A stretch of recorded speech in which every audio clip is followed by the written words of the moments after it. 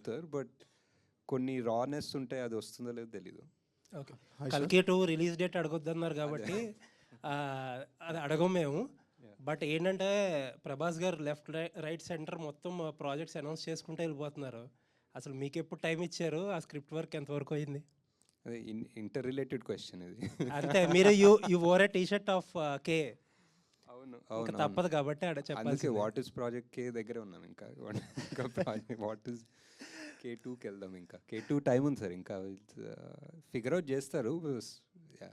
ఇంకా nothing concrete, ఒక date కానీ టెంటేటివ్గా ఏమీ అనుకోలేదా? అనుకున్నాం ఒక డేట్ ఉంది, ప్రెప్ అంతా నడుస్తుంది, బట్ ఎవ్రీథింగ్ ఈజ్ మూవబుల్ కదా, డిపెండింగ్ ఆన్. ఇప్పుడు అనుకుంటున్న డేట్ ఏంటో చెప్పండి పోనీ. మనకి date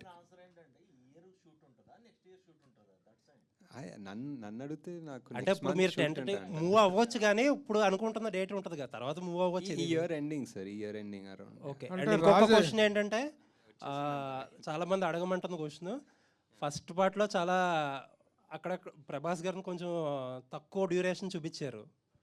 how it will be in the second part? ఎక్కువ డ్యూరేషన్ చూపిస్తాం. బాగా మోస్ట్ ఆఫ్ దిట్ వస్తుందా?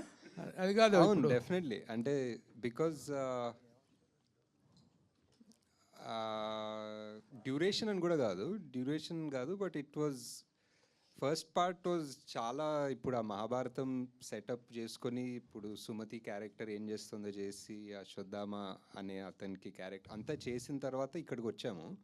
సో ఇదంతా అయిపోయింది. ఇప్పుడు నెక్స్ట్ మిగిలింది only Bhairava and Karna angle. So second part full అదే ఉంటుంది.